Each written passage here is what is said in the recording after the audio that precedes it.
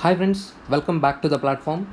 Just like we have discussed in our previous sessions about the agriculture sector, where I have tried to provide the big picture about the problems of the agriculture sector and measures taken by the government, today we are going to discuss in the same way about the education sector. Before going into the issues in the education sector, let's try to discuss about the structure. So structure of education sector is in this way. We have the pre-primary level of education, we have primary education, we have secondary education, and we have the higher education. Now students know that pre-primary education, that is the 3 to 6 years of age, it is considered as the most crucial age. This 3 to 6 years of age is considered as the foundational years of every child. At this stage the brain development of the child happens. So whatever you teach in the next years beyond 6 years will depend on at what level his brain has been developed in the 3 to 6 years. So that much of important is this pre-primary level of education. So how the child has developed in this 3 to 6 years age, this early childhood care will determine how he is going to develop his learning abilities in the next level of the education. But what is the issue? Sadly, there is no focus on the pre-primary level of education. Education is a fundamental right, but that fundamental right is actually only for this sector, primary education. It is not focusing in any other sector. Because of this thing, lack of focus on the pre-primary level, learning outcomes are very poor in the subsequent years. So apart from this, what are the other problems in the pre-primary level? So there is no curriculum also. What should be taught to the children in 3 to 6 years? There is no awareness also. There is no thinking that in this 3 to 6 years of age the people should be taught something. So when I tell you this 3 to 6 years of age is important for the learning, I'm not saying here they should go in the 3 years of age they should learn some kind of coding, some ABCD. No, the new education policy talks actually exactly about this thing. Here there should not be burdening of student. He should learn something through some means of activity, through some games. He is learning some kind of numbers through some kind of visuals. He is learning different types of colors or different types of informations. So it is not like exactly a kind of education for the children. He is learning through some kind of activity, games. In that way his brain development happens. This is what it is actually being focused in the new education policy, which is actually overlooked till now. Okay, so what are the problems at the pre-primary level? This Right to Education Act, which is trying to enforce your fundamental right of education, is only focusing on the primary level of education. There is no focus on the pre-primary level, and there is no curriculum, and all the education that is received is the informal level of education. Fine. Now let's move to the next area, that is a primary level of education. In the primary level of education, that is 6 to 14 years, what is the problem that we are facing? Yes, we have the Right to Education Act, which is trying to enforce your fundamental right of education, but it is only focusing on the quantity. It is not focusing on the quality. As a result, their learning outcomes are very poor. The children who is studying in the fifth class, he is not even having the quality that is expected from the even the second class student. So the learning outcomes are very poor. And this Right to Education Act says for every 5 kilometers there should be one government school. But if there is government school, it's not necessary that people will visit that or join that government school. Only the disadvantaged sections are visiting the government schools. As a result, the government schools are remaining empty. Hollowing out of the public schools are happening. Why the hollowing out of the public schools are happening? Because quality is very poor. Now why the quality is very poor? Because the teachers quality is also very poor. Why the teacher quality is very poor? Teacher is already overburdened. He is being given additional responsibilities like election responsibilities are being performed by the teacher, and teacher is not motivated. Why the teacher is not motivated? His salary is very poor, and he is also not having some kind of progress in career. The career progression is not determined, and teacher training is also not there. As a result, the quality of the child in the primary level of education is very poor, and the infrastructure is also not there to teach the student in a proper manner. The books is not there, the school uniforms are not there. But however, because the Right to Education Act provides a free education, the enrollments are 100%, and this is being added by the midday meal scheme. The food is being provided, so families are sending their children to the school because they are getting some amount of meals also. So these are the problems of the primary level. Now what is happening in the secondary level of education? That is a secondary means higher education, from the 8th class to the 12th class of the, sorry, 9th class to the 12th class. Beyond that is a higher education. Now what is the problem at the secondary education? Now you have the primary education gross enrollment 100%, but that is because of the Right to Education Act, which is providing the free education. But that's not the case with the secondary education. So here the dropouts are very high, and also since the learning outcomes are very poor, the family is not willing to send their child to the school. There is no motivation or incentive to the family to send their child to the school. And one more reason is there is no focus on the vocational education. You cannot expect a poor family to wait for their child to complete the 21 years of age and finish his education, then search for some job. It should be like after some 12 years of age, after 13 years of the age, if the student is willing to do some kind of job, he should be getting some kind of job.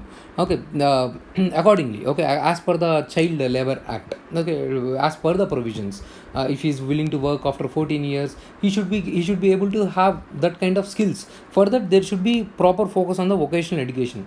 But in India, there is mention of vocational education, but in reality this vocational education is not actually focused. There is no proper curriculum, there is no proper framework to how to provide this vocational education. There is no linkage between the formal education and the vocational education.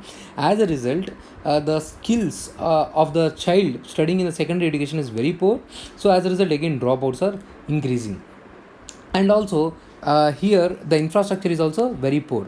Like say the schools do not have the proper toilet facilities, boards are not there. So generally the minorities, the vulnerable sections or girl children's, they will stop sending their children to the school. So as a result, access is very poor based on the gender, caste and the region. Why it is so poor? Because of the poor infrastructure and the poor quality of the teaching. So these are the problems that you have to mention in the secondary education. This secondary education means till the 12th class. Now beyond the 12th class, it is called as a higher education.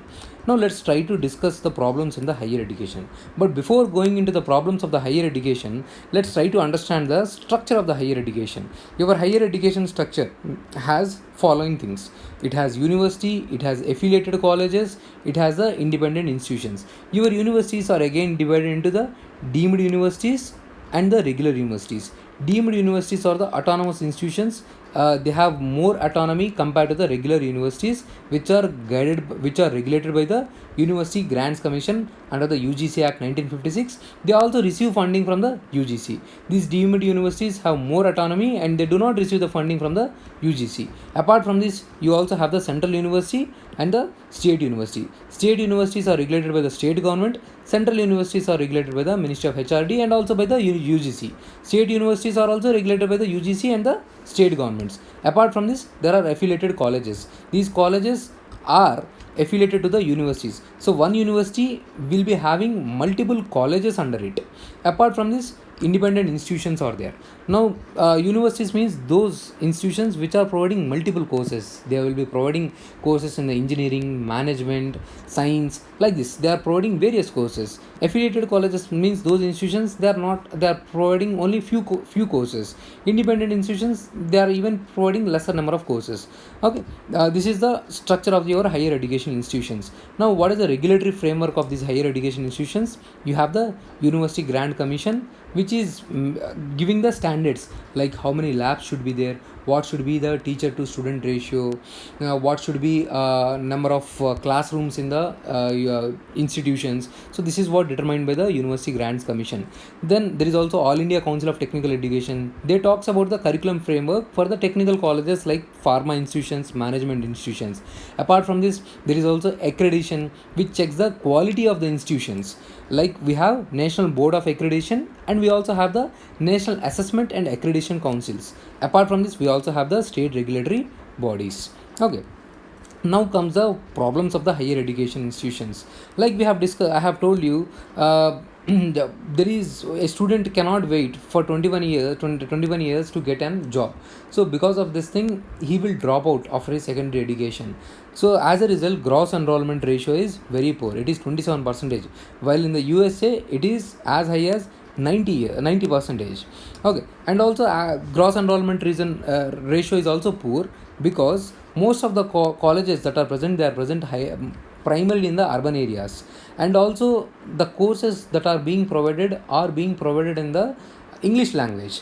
Most of the people do not have strength in the English language, and lack of courses in the regional language is also major problem. And also there is also problem of entry barriers for the new institutions. If any institution want to come in the rural areas, there is so many entry barriers. There are so many licenses that you have to get, and there is no transparency in those regulations. You might have watched the movie Shivaji, where he is struggling to start some kind of higher education institution. So such kind of entry barriers are there. Okay, if some institution enters private institution by some measures, or there is also allegations of corruptions that goes on in this entry of higher education institutions. Now these private institutions, they are charging high fees. Because of the high fees also, the availability or else accessibility of higher education is less for the people, especially for the vulnerable sections like say minorities, SC and ST. It is even more low, this gross enrollment ratio. This is what I have mentioned here. So I have also mentioned access problem. This access problem is also related to the gross enrollment ratio. And then there is also problems of the multiple regulations. We have already discussed presence of the multiple regulatory bodies like University Grants Commission, All India Council of Technical Education, central government regulation, state government regulation. This is causing multiple confusions. Lack of transparency is there. Sometimes over regulation is there, sometimes under regulation is there. This is causing poor governance. Now see, one university is looking through many institutions under it. So how can that university monitor regulation standards of so many institutions under it? Now there is only one UGC which is looking at so many universities, which again have multiple institutions under it. As a result, lack of manpower with the UGC is causing poor regulatory framework within these institutions. And these institutions also do not have proper certification, lack of accreditation with these institutions. All these things are causing poor quality framework. Okay, these institutions do not have the proper accreditation, and also the teaching quality is also very poor in the higher education institutions because of the same reasons which I have already mentioned. And infrastructure is very poor. Okay, just they are starting their educational institutions, they are taking admissions of the students, but they are not providing any kind of labs, any facilities in their colleges to the students. You might yourself have experienced all these things. Now why such kind of poor quality of the teaching and infrastructure is happening? Like I have mentioned, over regulation is happening. UGC is not having enough resources to monitor these higher educational institutions because of the problems which I have already mentioned. And accreditation, only 14% of the institutions have the accreditation from the bodies that have already mentioned. Okay, so because of these things, the employability is very poor. They are only 45%, and 45% of the graduates only have the capacity to get some kind of job. And also one more problem is there is no linkage between the university, academia and the industry. That means industry wants something, industry wants the people skills in the your artificial intelligence, machine learning, any robotics, some things, but they are providing courses which are based on 1980s kind of framework. Your framework has been not updated. It is still running 1980s, 1990s or 2000 kind of courses. So because of lack of this kind of linkage between the university institutions and the industry, there is skill mismatch. Again, these people, they have to hire the people and they have to train them. There is so much of the cost incurred by these industries. So as a result, they are not hiring the people. There is higher level of unemployment. There is such kind of skill mismatch. So as a result, we do not have good qualitative higher education institutions. There is a ranking done at the global level. In those global level, from the top 200 institutions, we are only having couple of institutions, handful, only 2 institutions that are there in the top 200 rankings. So all these things are impacting our quality. Then one more problem is there is no focus on the research and development. Only 0.6% of the GDP is being focused on the research and development. That is also coming from only public sector, government sector. Private people are not investing in the research and development, and all the money that is being focused, all the funding that is getting, they are going to the central universities. State universities are not receiving any funds. Generally, most of the students, 70% to 60 to 70% of the students visit the state university or state university affiliated colleges, but funding is happening to the central university. So that's mismatch of funding is also impacting the quality and the infrastructure. Okay, so this is what I have mentioned. Only 3 institutions in the world top 200 institutions, that is given by the QS global ranking based on the 2023 ranking I have mentioned. So these things I have already mentioned: overburden of universities, lack of standards because one university is handling multiple affiliated colleges. UGC do not have the resources or manpower to monitor. Okay, so what are the measures that are required? Instead of multiple regulators, bring only one regulator. Okay, that is what being planned under this Higher Education Commission of the India. So single regulator will look at the all the things. Okay, and they are also planning for graded kind of regulatory framework. Few things will be very strongly regulated and few things will be very rightly regulated. So there will be a right balance between the governance and the autonomy. So to improve the quality in the teaching standards. Okay, they are also coming up with the National Research Foundation. It is already in place. So this National Research Foundation will try to increase the funding in the research and development. It also tries to change that level of injustice that is happening between the funding of central universities and the state universities, which I have already mentioned. Now to improve the quality, government has come up with the ranking of the higher education institutions. They said, okay, global rankings we will not care, we will come up with our own rankings under this National Institute of Ranking Frameworks. That is government is trying to come up with such kind of rankings, and they are also come up with the institution of eminence. They will select 10 institutions from the public sector and 10 institutions from the private sector.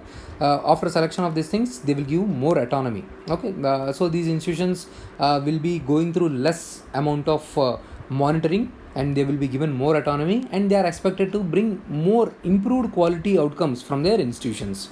Okay, in order to improve the access, what we have to do? Provide the courses in the regional languages, provide the scholarships. Now in order to provide the scholarships, they are also coming up with the HEFA, Higher Education Funding Authority.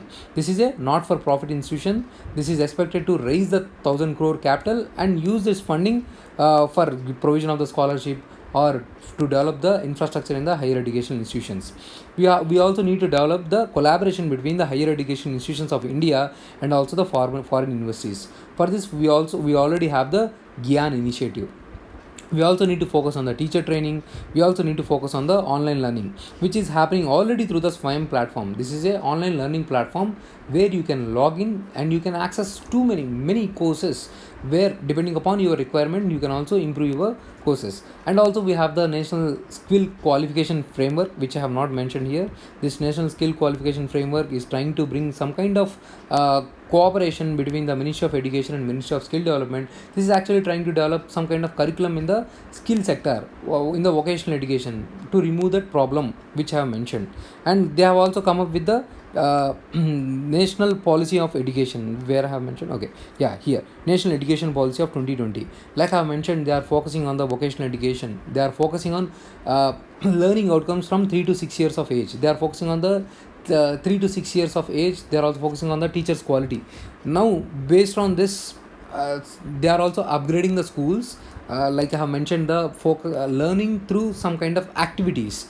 So based on this, some schools are coming up. Government is focusing on those schools, and the scheme that is trying to upgrade the existing schools is called the PM-SHRI. Under this PM-SHRI scheme, government is trying to fund some schools. Those schools should run based on the new education policy. That is, they are focusing on the learning abilities. That is focusing on the comprehensive continuous evaluation of the children. Now, what is this? Student will not be assessed based on his final marks. Generally, what happens in the final examination, will get the ranks or grades.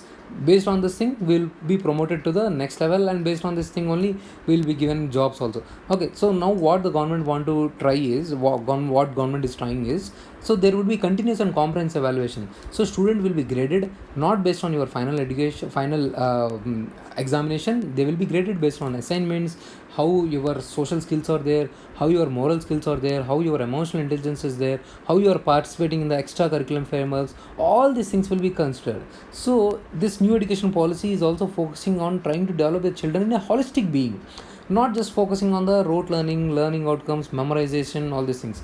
A child should develop in a holistic manner. He should have emotional intelligence, he should have moral values, he should have environmental values, he should be having practical skills to develop the living, right?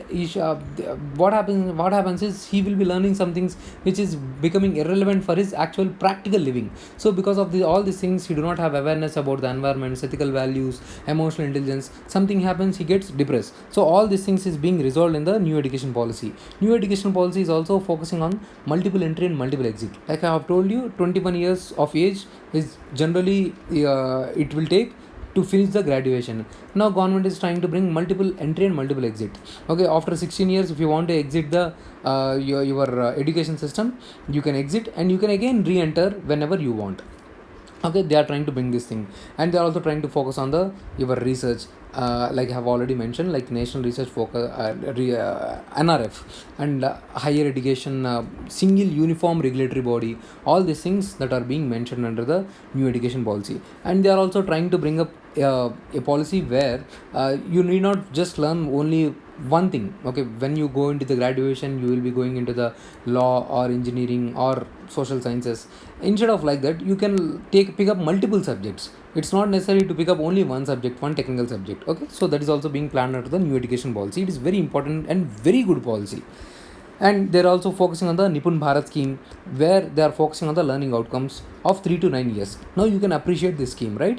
When you are aware of the problems in 3 to 6 years of age, you are aware why the government is coming with this NIPUN Bharat scheme. NISHTA scheme, that is focusing on the teaching quality. Now you are aware why this NISHTA scheme is very important. The PM SHRI scheme, which I have already discussed. I hope you have enjoyed the session. I have tried to cover everything related to the problems of the higher education. I have tried to provide big picture on the education, not just higher education, overall entire education and measures I have tried to provide. I'll also come up in the later classes, subsequent classes, about some individual topics, like say RT Act, role of technology in the education, those things. But those things will not play much role if you do not know this structure, this problems of entire education sector, the measures that are being taken up by the government. Okay, I hope you have enjoyed the session and you have really learned from this session. Thank you. Please pass it on information. Please like, share and subscribe, and also you can join my Telegram channel. Thank you. Bye bye.